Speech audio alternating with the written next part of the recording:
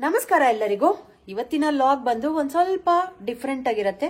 Log ಅನ್ನೋದಕ್ಕಿಂತ ನಮ್ಮ ಫ್ಯಾಮಿಲಿಲಿ ಎಲ್ಲರೂ ಖುಷಿ ಪಡೋ ಅಂತ ವಿಷಯ. ಸೊ ನಮ್ಮ ಮೈದಾನ ನೀವೆಲ್ಲರೂ ನೋಡಿದೀರಾ ನನ್ನ ಲಾಗ್ಸ್ ಅಲ್ಲಿ. ಧರ್ಮೇಂದ್ರ ಅಂತ ನನ್ನ ಕೋ ಸಿಸ್ಟರ್ ಆಶಾ.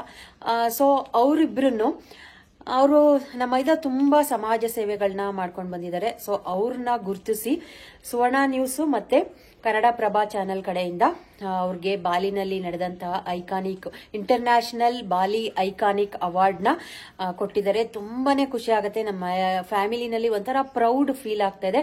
ಅದು ಇವತ್ತು ಭಾನುವಾರ ಬರುತ್ತೆ ಅಂತ ನಮ್ಗೆ ಮೊದಲೇನೆ ಇಂಟಿಮೇಷನ್ ಎಲ್ಲ ಬಂದಿತ್ತು. ಸೊ ಹಾಗಾಗಿ ಎಲ್ಲರೂ ನಮ್ಮ ಫ್ಯಾಮಿಲಿನಲ್ಲಿ ಟಿವಿ ಚಾನೆಲ್ ಮುಂದೆ ಕುತ್ಕೊಂಡು ಕಾಯ್ತಾ ಇದೀವಿ. ಸೊ ಯಾವಾಗ ಅವ್ರದ್ದು ಅವಾರ್ಡ್ ನ ಅನೌನ್ಸ್ ಮಾಡ್ತಾರೆ ಅಂತ.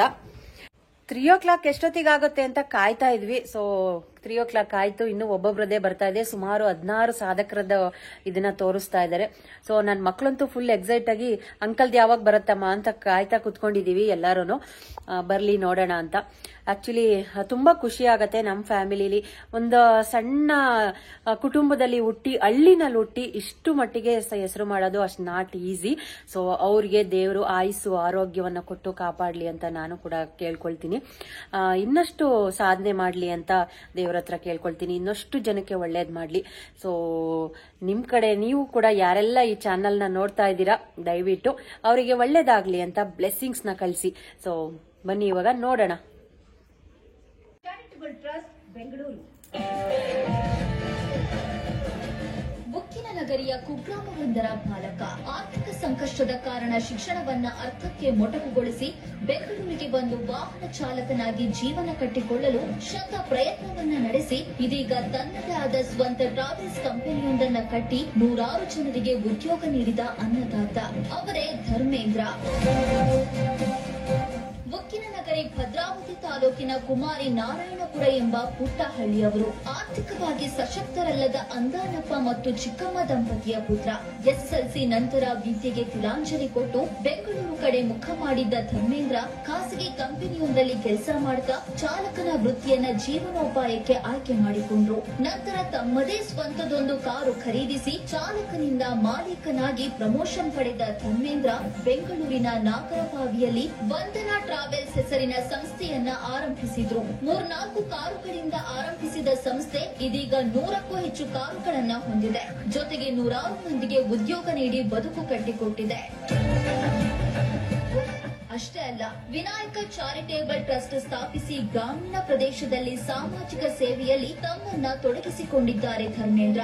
ಸರ್ಕಾರಿ ಶಾಲೆಯ 5,000ಕ್ಕೂ ಹೆಚ್ಚು ಮಕ್ಕಳಿಗೆ ವರ್ಷಕ್ಕೆ 45,000ಕ್ಕೂ ಹೆಚ್ಚು ನೋಟ್ ಪುಸ್ತಕಗಳನ್ನ ನೀಡುವ ಮೂಲಕ ಉತ್ತೇಜನ ನೀಡ್ತಾ ಇದ್ದಾರೆ. ಕೊರೋನಾ ಸಂದರ್ಭದಲ್ಲಿ ಭದ್ರಾವತಿ ತಾಲೂಕಿನಾದ್ಯಂತ ಬಡ ಜನತೆಗೆ ನೆರವು ನೀಡುವ ಸಲುವಾಗಿ ಉಚಿತ ಆಂಬ್ಯುಲೆನ್ಸ್ ಸೇವೆಯನ್ನು ಕೂಡ ಆರಂಭಿಸಿದ್ದಾರೆ.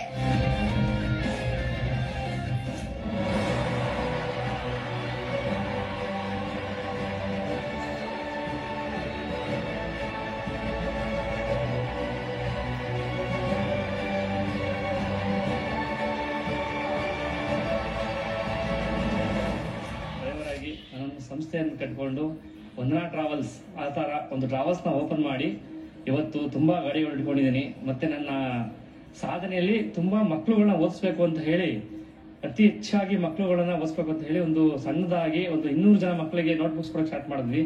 ಇವತ್ತು ಅದು 5,000 ಜನ ಮಕ್ಕಳಿಗೆ ನೋಟ್ ಬುಕ್ ಕೊಡುವಂತ ಒಂದು ಸಂಸ್ಥೆ ಆಗಿದೆ.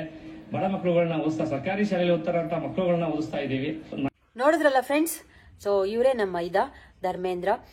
ಸೊ ಅವ್ರು ಮಾಡಿರೋಂಥ ಸಮಾಜ ಸೇವೆನ ಗುರುತಿಸಿ ಕೊಟ್ಟಿರೋ ಅಂತ ಸುವರ್ಣ ನ್ಯೂಸ್ ಮತ್ತೆ ಕನ್ನಡ ಪ್ರಭಾ ಚಾನಲ್ಗೆ ನಾವು ಕೂಡ ಥ್ಯಾಂಕ್ ಯು ಅಂತ ಹೇಳೋಕೆ ಇಷ್ಟಪಡ್ತೀನಿ.